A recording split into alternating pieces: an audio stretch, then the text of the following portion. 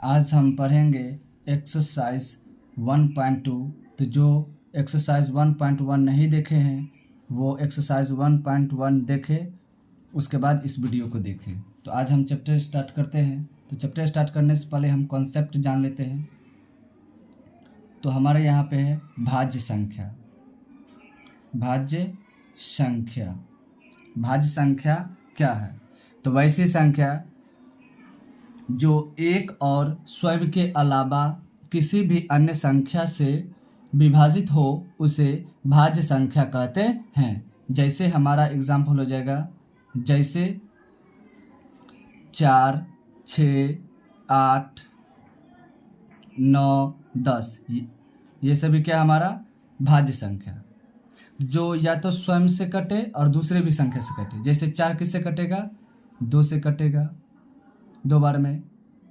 6 किससे कटेगा? 2 से 3 बार में, या 3 कटेगा 2 बार में। 8 किससे कटेगा? 8 कटेगा 2 से भी, 4 से भी और स्वयं से भी कट सकता है। तो ये सभी क्या है? भाज्य संख्या। ठीक है। अब हमारा है अभाज्य संख्या। अभाज्य संख्या, अभाज्य संख्या क्या है? तो वैसी संख्या जो स्वयं और एक के अलावा किसी भी अन्य संख्या से विभाजित नहीं हो उसे अभाज्य संख्या कहते हैं। जैसे हमारा संख्या हो गया, जैसे हो गया 2, 3, 5, 7, 11 ... ये सभी क्या हमारा अभाज्य संख्या, या तो स्वयं से कटेगा या दूसरे संख्या से ये नहीं कटेगा, उसे हम क्या कहते हैं? अभाज्य संख्या। इसी में हम जान लेते हैं अभाज्य गुणनखंड। अभाज्य गुणनखंड,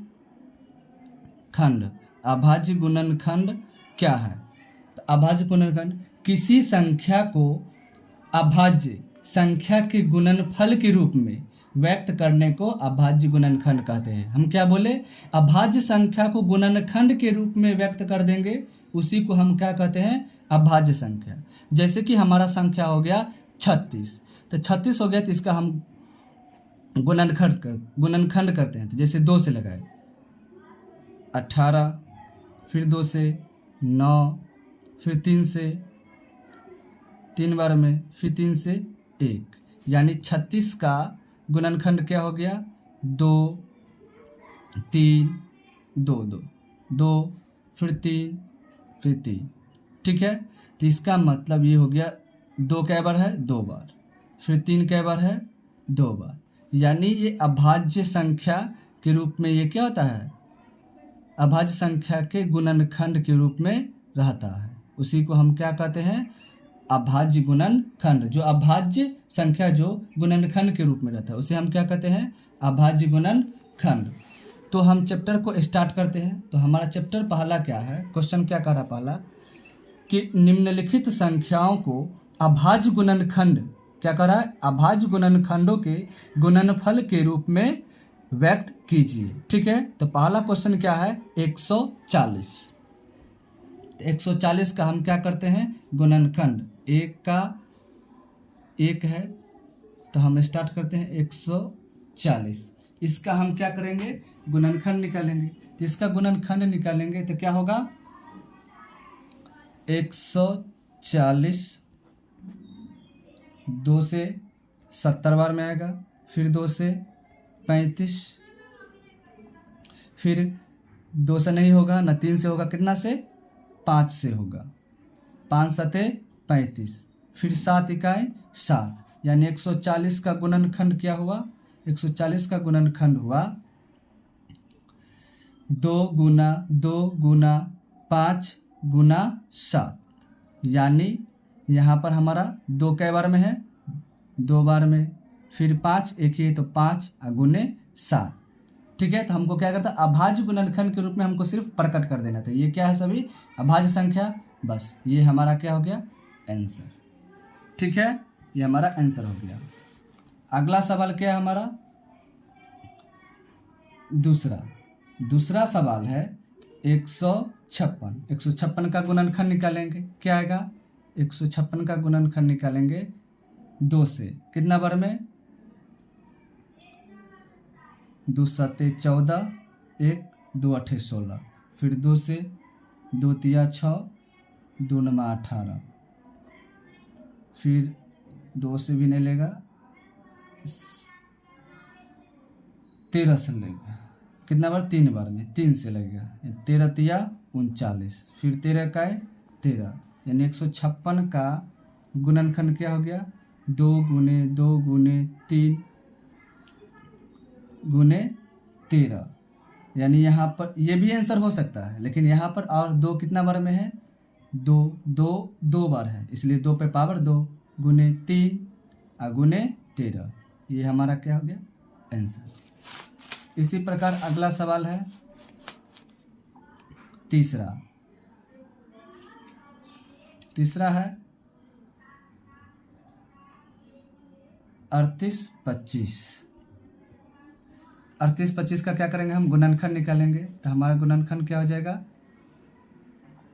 38 25 का कितना से, 2 से नहीं लगेगा क्योंकि 3 से लगेगा, 3 इकाई 3, 3 दूना 6, 3 दूना 6,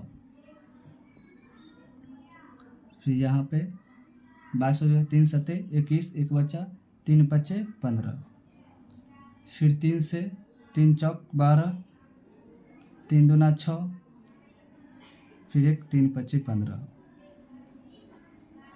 फिर 3 से नहीं लेगा, 5 से, 5 अठे 40, 5 पचे 25, फिर कितना से 5 बार में, फिर 17 पचे 85, फिर 17 एक बार में, यानी 38 का कितना हुआ, 38 25 का गुणनखंड हो गया 3 गुना 3 गुना 5 गुना 5 गुना 17, यानी 3 कई बार है, 2 बार, यानी 3 पे पावर 2, 5 कितना बार है, 2 बार, यानी 5 पे पावर 2 गुना 17। ठीक है, इसी रूप का हमको सिर्फ क्या करना है, प्रकट कर देना है, ये हमारा आंसर आ गया। ठीक है, अगला नेक्स्ट सवाल है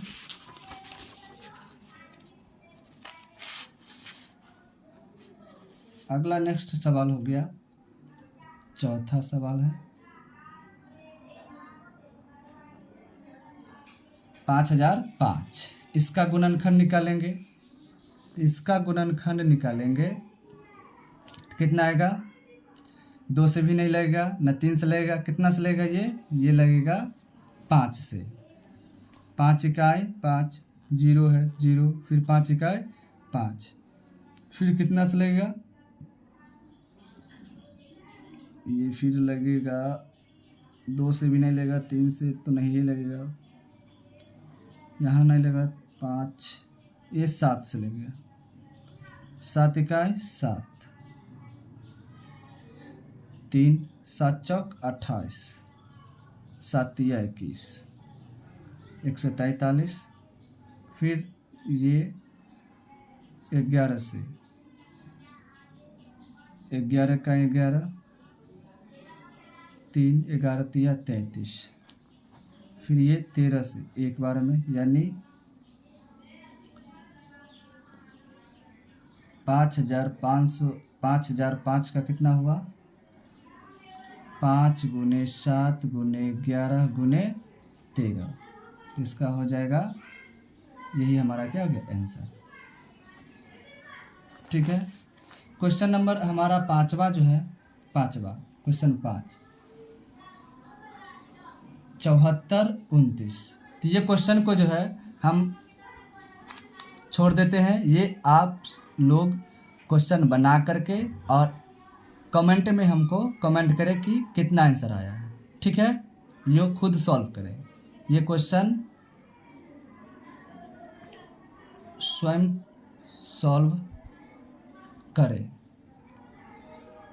स्वयं सॉल्व करो, ये खुद से बनाओ और आंसर को कमेंट करो। ठीक है, अगला हमारा क्वेश्चन है क्वेश्चन नंबर 2, हम ये क्वेश्चन छोड़ दिए हैं, ये क्वेश्चन खुद से बनाना है। अगला क्वेश्चन है कि पूर्णांकों के निम्नलिखित युग्मों को युग्मों के HCF और LCM ज्ञात कीजिए तथा इसकी जांच कीजिए कि दो संख्याओं का गुणनफल जो है, दो संख्याओं का गुणनफल क्या HCF गुने LCM के रूप का आता है। अगर आ गया तो ये हमारा क्या हो गया, जांच हुआ। जांच दोनों का आंसर सेम आ गया तो क्या हो गया, हमारा जांच आ गया। यानी दोनों संख्या का गुणनफल जो है HCF और LCM का गुणनफल दोनों क्या होना चाहिए, बराबर होना चाहिए। अगर बराबर आ गया तो हमारा जांच क्या हो गया, हो गया। तो हमारा सवाल क्या है, 26 और 91। सवाल क्या है, 26 और 91। तो पहला सवाल हम दूसरा का पहला है 26 और 91। तो 26 और 91, तो इसका पहले हम क्या निकालेंगे, गुणनखंड। तो 26 का गुणनखंड निकालते हैं। तो 26 का गुणनखंड 2 बार में 13 दूना 26, फिर 13 का 13, ये 26 का हो गया। अब 91 का निकालेंगे 7 से, 13 सते 91, फिर 13 इकाई 13, यानी 26 का गुणनखंड हो गया 2 गुने 13 और 91 का गुणनखंड हो गया 7 गुने 13। तो हमारे यहाँ पर HCF कितना हो जाएगा, तो HCF कौन होगा, जो दोनों में मिलता हो। जैसे इसमें दोनों में क्या मिल रहा है, 13, दोनों में क्या मिल रहा है 13, यानी हमारा हो जाएगा 13 HCF हो जाएगा। और LCM क्या होगा, LCM जो होगा हमारा, जो मिला, क्या मिला 13 लिखेंगे, और जो नहीं मिला उसको भी लिख देंगे। यानी 2 और 7 दोनों में नहीं है, इसमें 2 है तो इसमें 2 नहीं है, इसमें 7 है तो इसमें 7 नहीं, यानी जो नहीं है, जो नहीं मिला उसको भी उतार देंगे। 2 गुने 7, यानी मल्टीप्लाई करेंगे कितना हो जाएगा, 13 दूना 26, और 26 को 7 से करेंगे, 26 को 7 से करेंगे, 7 छक 42, 7 दूना 14 और 4 18, यानी आ गया कितना 182। कितना आ गया 182। तो 182 आ गया हमारा ये। अब क्या कह रहा था हमारा कि दो संख्या का गुणनफल, तो दो संख्या इसमें हमको दिया हुआ कितना 26 और 91, यानी 26 गुने 91। तो 26 और 91 को अगर हम गुना करेंगे मल्टीप्लाई,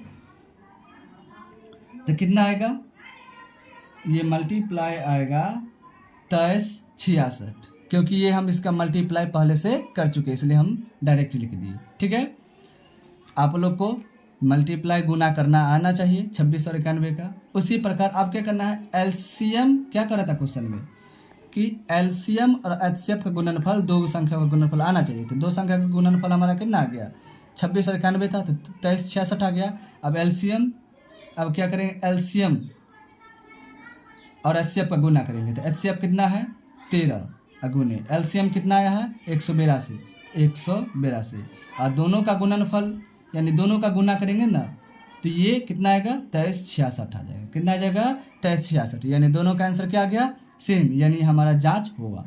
क्या लिखेंगे हम यहाँ पे, जांच हुआ। ठीक है, जांच कर लिए, तो यहाँ पर जांच हो गया, या यहाँ पर हम लिख सकते हैं क्या चीज, यह सत्यापित हुआ कि दो संख्याओं का गुणनफल LCM गुने HCF के रूप का है। ठीक है, ये हमारा क्या हो गया, बन गया। ठीक है, इसी प्रकार हमारा दूसरा सवाल है 510 और 92। कितना है 510 और 92, तो इसको सॉल्व करेंगे। तो 510 क्वेश्चन नंबर दूसरा, 510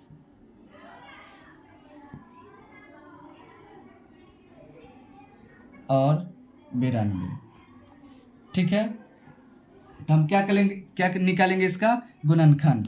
510 का गुणनखंड कितना आएगा, तो निकालेंगे 2 से, 2 दूना 4, 2 पंचे 10, फिर 2 पंचे 10, फिर दोबारा में नहीं लगेगा 3 से, 3 8 24, 3 5 15, फिर कितना से 5 से, 5 इकाई 5, 5 7 35, फिर ये 17 इकाई 17।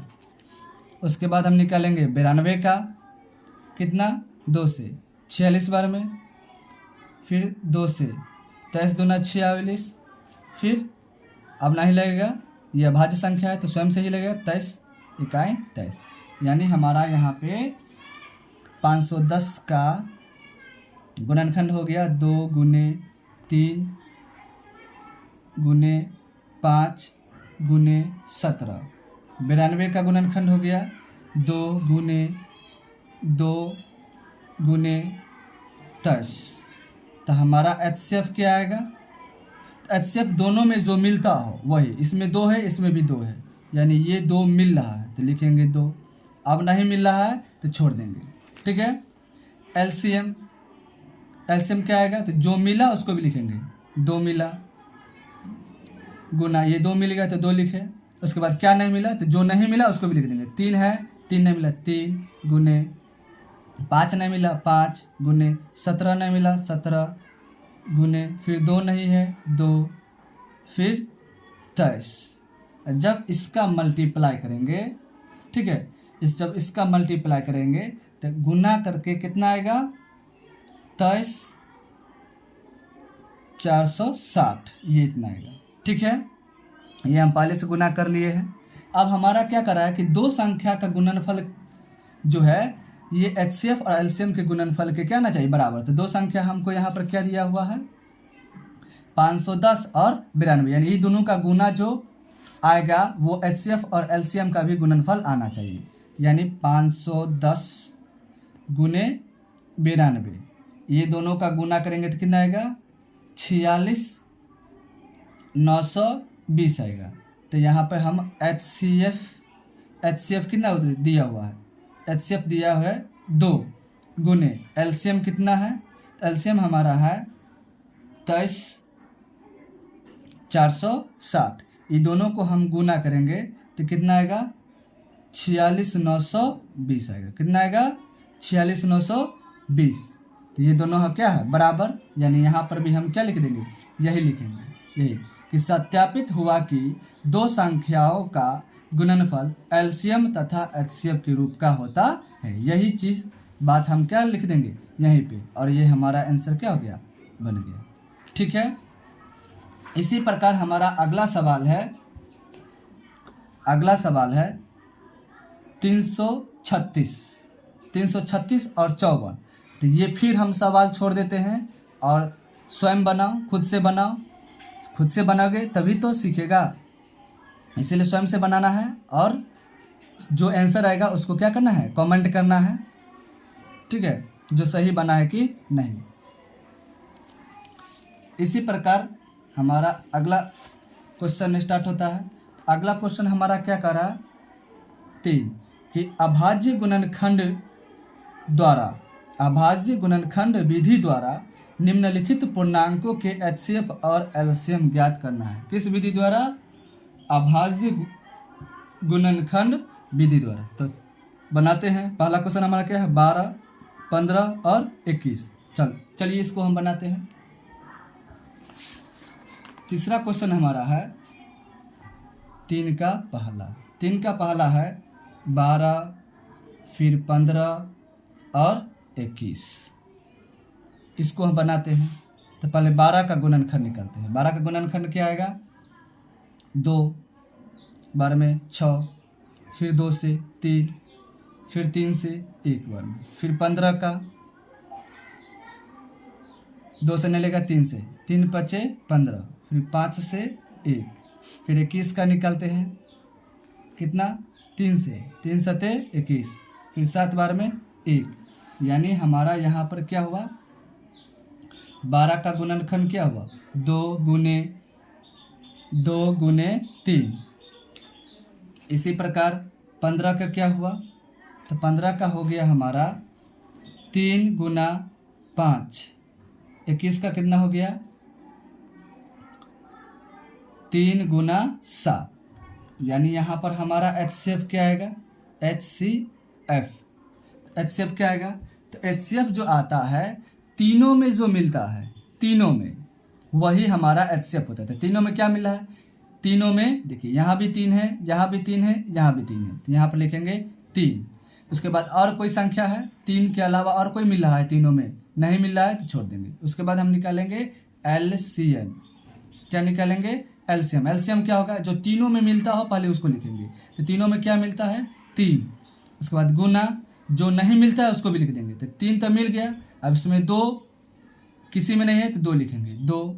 फिर ये 2 है तो फिर लिखेंगे गुना 2।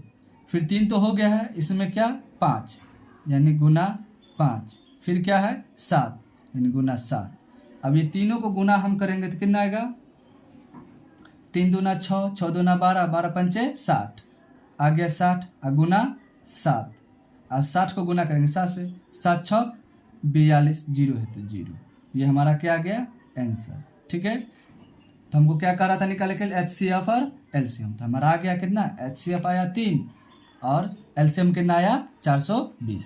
ठीक है, अगला सवाल हमारा क्या है, दूसरा सवाल हमारा है 17, 23 और 29। 17, 23 और 29। तो यहाँ पर देखिए गौर से, यहाँ पर जो हमारा सवाल है ये 17, 23, 29 ये सभी क्या है, अभाज्य संख्या है। अभाज्य संख्या क्योंकि ये स्वयं से कटेगा और किसी दूसरे संख्या से नहीं कटेगा। तो जो संख्या स्वयं से कटे उसका HCF जो आएगा 1 आएगा। जैसे कि यहाँ पर देखिए 17 है तो 17 का गुणनखंड निकाले क्या आएगा, 17 ही बार में 1। फिर 23 है तो 23 का गुणन 23 स्वयं से ही कटेगा 1 बार में। फिर यहाँ पर 29 है तो स्वयं से ही कटेगा 29, 1। यानी तीनों में क्या कॉमन है, 1। देखिए तीनों में भी 1, इसमें भी 1, इसमें भी 1। यानी अभाज्य संख्या का जब हम HCF निकालेंगे तो तीनों का क्या आएगा 1। यानी ये हो गया 17 बराबर 17 गुने 1, ये हो गया 23 बराबर 23 गुने 1, ये हो गया 29 बराबर 29 गुने 1। तो देखिए तीनों में क्या कॉमन है, तीनों में जो है 1 है, तीनों में 1 है, इसलिए इसका मतलब HCF कितना हो गया 1। LCM क्या हो जाएगा, तो LCM तीनों में नहीं जो मिलता हो, 1 तो मिल गया, 1 तो मिल गया तो किसी भी संख्या को 1 से गुना करते 1 ही ना रहेगा, इसलिए 1 नहीं लिखते हैं। क्या करेंगे यहाँ पर 17 गुने 23 गुने 29, ये तीनों को गुना करेंगे हम जब, तो ये तीनों को गुना करेंगे तो हम पहले से गुना करके रखे हुए, इसलिए इसका आंसर आएगा 11, 33, 9। ठीक है, इसका गुना करें 11, 33, 9, इतना आंसर आएगा। ठीक है, तो ये हमारा HCF और LCM आ गया। ठीक है, फिर हम क्या करते हैं, तीसरा सवाल जो आपका है, तीसरा सवाल जो क्वेश्चन है ये सभी 8, 9 और 25, ये फिर से आप खुद से बनाइए 8, 9 का, और जो आंसर आता है आप उस आंसर को क्या कीजिए, आप कमेंट कीजिए। और उस आंसर को हम क्या करेंगे, देखेंगे और सही होगा, जो आंसर सही होगा उसका हम क्या कर देंगे, आंसर हम भी डाल देंगे, आप लोग देख लीजिएगा। ठीक है, कमेंट में। अगला सवाल हमारा क्या कहता है, 4 नंबर का। 4 नंबर का कह रहा है कि HCF जो है, HCF दिया हुआ, HCF कितना है 9 है, HCF दिया हुआ है 9, किसका है 306 और 657 का, जो हम निकाले नहीं है, HCF और दिया हुआ है 9, 36 और 57 का है। LCM भी कर हमको क्या कीजिए, निकालिए, यानी HCF दिया हुआ है और LCM क्या करना है, निकालना है। कितना संख्या दिया हुआ है 306 और 657, तो HCF हमको 9 दिया हुआ है तो LCM निकालना है। और दोनों में संख्या क्या है, दोनों का संख्या सेम है, यानी हम क्या करेंगे, लिखेंगे यहाँ पर 4 का क्वेश्चन में लिखेंगे कि दो संख्याओं का गुणनफल, दो संख्याओं का गुणनफल जो होता है HCF गुने LCM के क्या होता है, बराबर होता है। तो दो संख्या हमको दिया हुआ है, दो संख्या क्या दिया हुआ है, तो जो दो संख्या दिया हुआ है हमारा कैसे दिया हुआ था 306 और 657, यानी लिखेंगे 306 गुने 657। ठीक है, बराबर में HCF हमारा दिया हुआ था कितना 9, गुने LCM तो निकालना था LCM। अब ये 9 जो है एलसीएम के क्या चीज़ में है, गुना में, तो बराबर किधर आएगा, तो भाग में, यानी 306 गुने 657 भागा 9 बराबर एलसीएम। एलसीएम है तो यहाँ क्या करेंगे, हम 9 से भाग करेंगे, तो यहाँ पर 9 तिया 27, फिर 3 बचा 6, 9 चक 36। अब क्या करेंगे, ये दोनों को गुना करेंगे, 34 गुना 657 बराबर एलसीएम आ जाएगा। और जब ये दोनों को गुना करेंगे तो कितना आ जाएगा, 22 33 8 बराबर एलसीएम। तो ये हमारा एलसीएम क्या कर रहा था, निकालने के लिए, तो हमारा आंसर आ गया। ठीक है, फिर अगला सवाल हमको क्या करा है, अगला सवाल करा कि जांच कीजिए कि क्या किसी प्राकृत संख्या n के लिए संख्या 6 पे पावर n अंक 0 पर समाप्त हो सकती है। यानी क्या करें, संख्या जो हमारा दिया हुआ 6 क्या 0 पर समाप्त होगा, तो कंडीशन यहाँ पर हम जान लेते हैं 0 पर कब समाप्त होगा, 0 पर हमारा संख्या कोई भी कब समाप्त होगा, तो तभी समाप्त होगा 0 पर संख्या जब उसका गुणनफल जो है कम से कम, क्या चीज, कम से कम 2 गुने 5 के रूप का होना चाहिए। जैसे कि कोई भी संख्या को 0 पर समाप्त करने के लिए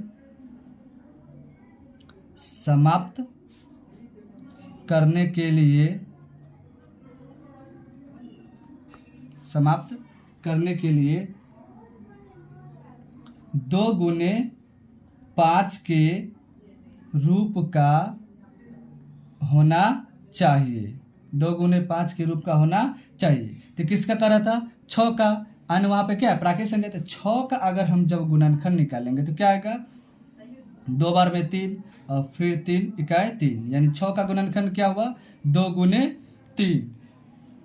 तो हमको 0 पर समाप्त करने के लिए किस रूप का आना चाहिए, 2 गुने 5 का, जो हमारा 2 गुने 5 के रूप का 6 का गुणनखंड नहीं है। 6 का गुणनखंड क्या है, 2 गुने 3, 2 तो मिला, लेकिन यहाँ पर जो 5 है वो 5 यहाँ पे नहीं मिला। इसका मतलब हम क्या लिखेंगे, यहाँ पर लिखेंगे अतः यह 2 गुने 5 के रूप का नहीं है, इसलिए यह 0 पर समाप्त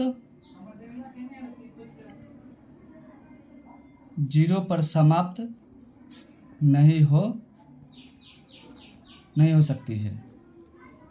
ठीक है, ये हमारा क्या गया आंसर। पहले ऊपर में लिख देंगे ये, उसके बाद ये गुणनखंड, और उसके बाद ये लिख देंगे। ठीक है, अगला सवाल हमारा क्या है, अगला सवाल है कि व्याख्या कीजिए कि 7 गुने 11 गुने 13 प्लस 13 और 7 गुने 6 गुने 5 गुने 4 गुने 3 गुने 2 गुने 1 प्लस 5 भाज्य संख्या क्यों है। कह रहा है कि हमको भाज्य संख्या क्यों है, ये बताने के लिए कह रहा है। तो 6 नंबर सवाल हम बनाते हैं। क्या कह रहा है, 6, ये हमारा कितना था, 5,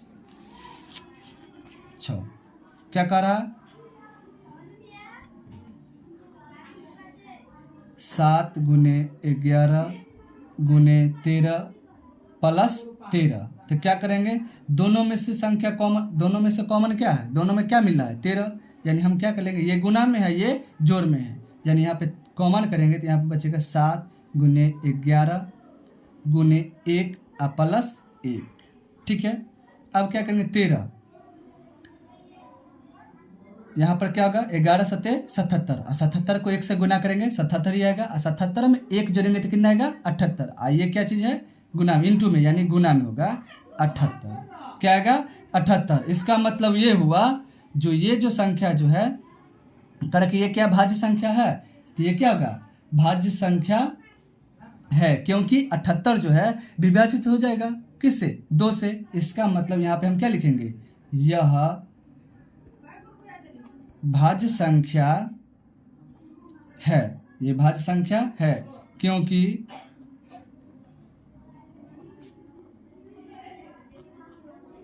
क्योंकि दो से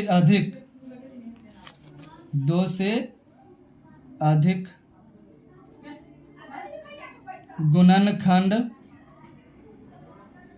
के रूप का है, गुणनखंड रूप का है। हमारा अगला सवाल है हमारा, इसी प्रकार हमारा बनेगा ये भी, ठीक है। 7 गुने 6 गुने 7, 7 गुने 6 गुने 5 गुने ये सभी क्या है बनाएंगे। आप लोग क्या कीजिए, इसको सॉल्व कीजिए। 7 गुने 6 गुने 5 गुने 4 गुने 3 गुने 2 गुने 1 प्लस 5। आप ये खुद से बनाइए, ठीक है, और कमेंट कीजिए। हमारा अगला सवाल है, किसी खेल के मैदान के, क्या करा है, किसी खेल के मैदान के चारों ओर एक वृत्ताकार पथ है। इस मैदान का एक चक्कर लगाने में सोनिया को 18 मिनट लगता है। सोनिया को कितना मिनट लगता है? 18 मिनट।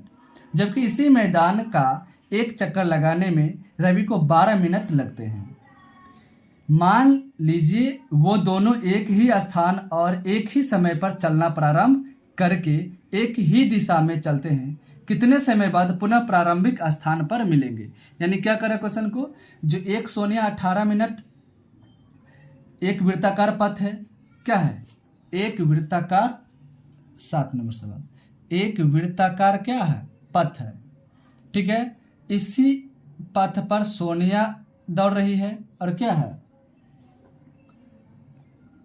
और फिर क्या कर रहा है, सोनिया के बाद कौन दौड़, रवि दौड़ रहा है। तो सोनिया को इस वृत्ताकार पथ पर दौड़ने में 18 मिनट लगते हैं और रवि को इसी पथ पर दौड़ने में कितना मिनट लगता है, 12 मिनट। तो फिर पुनः वो दोनों कितने मिनट के बाद वो एक जगह फिर प्रारंभिक बिंदु पर मिलेगा। तो प्रारंभिक बिंदु ये क्या दौड़ेगा। अब क्या होगा, यहाँ पर हम निकालेंगे क्या चीज़, एलसीएम। क्या निकालेंगे, एलसीएम। एलसीएम क्यों निकालेंगे, एलसीएम इसलिए निकालेंगे कि ये फर्स्ट बार कब मिलेगा, जब ये दौड़ेगा तो दोनों फर्स्ट बार प्रारंभ में कब मिलेगा। तो फर्स्ट बार निकालने के लिए, सबसे पहली संख्या निकालने के लिए क्या निकालना हमको पड़ेगा, एलसीएम, लघुत्तम समावर्त, ठीक है। तो हम निकालेंगे 18 का गुणनखंड निकालेंगे, यानी 2 9 18, फिर 3 से 3 तिया 9, फिर 3 इकाई 3, फिर 12 का निकालेंगे, कितना होगा 2 छक 12, फिर 2 से 2 तिया 6, फिर 3 से 3 इकाई 3, यानी 18 का गुणनखंड क्या हुआ, 2 गुने 3 गुने 3, और 12 का क्या हुआ, 2 गुने 2 गुने 3। तो एचसीएफ कैसे निकालेंगे, एचसीएफ हमको निकालने के लिए करा, एलसीएम करे, तो सॉरी, एलसीएम निकालने के लिए क्या करेंगे, एलसीएम निकालेंगे। तो जो मिल रहा है, यहाँ पे 2 मिल रहा है तो 2 लिखेंगे, ठीक है। 3 मिल रहा है तो 3 लिखेंगे।